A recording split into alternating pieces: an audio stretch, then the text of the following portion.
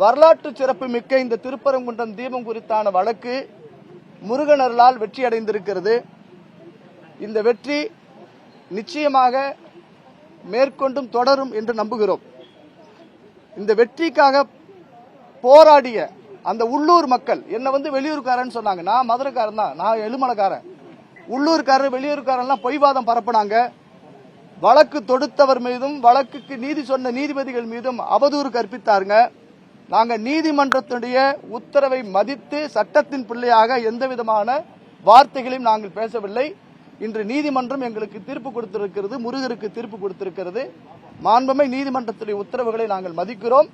இந்த வெற்றியை இந்த திருப்பரங்குன்றம் மலை உச்சியில் தீபம் ஏற்ற வேண்டும் என்பதற்காக போராடிய அந்த திருப்பரங்குன்றம் மக்களுக்கும் இதற்கு முன்பு பலியான எங்கள் ஐயா ராஜகோபாலன் உள்ளிட்ட காளிதாஸ் யாதவ் உள்ளிட்ட பூர்ணச்சந்திரன் ஐயா பேராசிரியர் பரமசிவம் உள்ளிட்ட இந்த நீதிமன்ற உத்தரவை அமல்படுத்த வேண்டும் என்று தன்னுடைய உடலை இறைவனுக்கு அர்ப்பணித்த பூர்ணச்சந்திரன் அவர்களுக்கும் இந்த வெற்றி நாங்கள் சமர்ப்பிக்கிறோம்.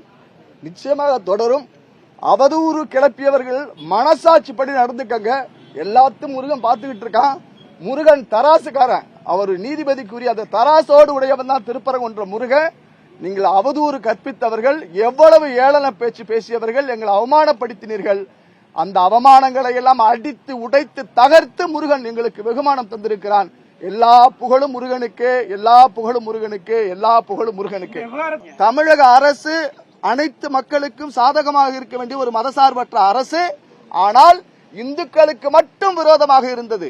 இந்து சமய அறநிலையத்துறை தர்காவிற்கு ஆதரவாக, இஸ்லாம் மக்களுக்கு ஆதரவாக மாண்புமிகு நீதிமன்றம் இதற்கு முன்பு கொடுத்த போது கூட தர்காவிலிருந்து 15 மீட்டர் தள்ளி ஏற்றிக் கொள்ளலாம் என்று தீர்ப்பு இருந்தும் மலை உச்சியில் தீபம் ஏற்றுவதற்கு நீங்கள் ஏற்றுங்கள், அதே நேரத்தில் மசூதி இருக்கிறது என்பதை கவனத்தில் கொள்ளுங்கள். சமூக நல்லிணக்கம், மத நல்லிணக்கம், சமூக இணக்கம் கெட்டு போயிருந்து சொன்னாங்க. இந்துக்கள் யாரும் முஸ்லிம்களுக்கு எதிராக நாங்க இல்ல. நீதிமன்ற உத்தரவு கொடுத்த போது கூட சட்டத்தின்படிதான் நாங்க அதை மதிச்சு போனோம். அப்படி இருக்கும் பட்சத்துல மேல்முறையீடுன்னு சொல்லி அந்த நீதிமன்றம் கொடுத்த உத்தரவுக்கு எதிராக மேல வாதிட்டு கோவிலுக்கு எதிராக, கடவுளுக்கு எதிராக, சமயத்துக்கு எதிராக, மக்களுடைய மத உணர்வுக்கு மன உணர்வுக்கு எதிராக நடந்தது ஏற்கத்தக்கதல்ல.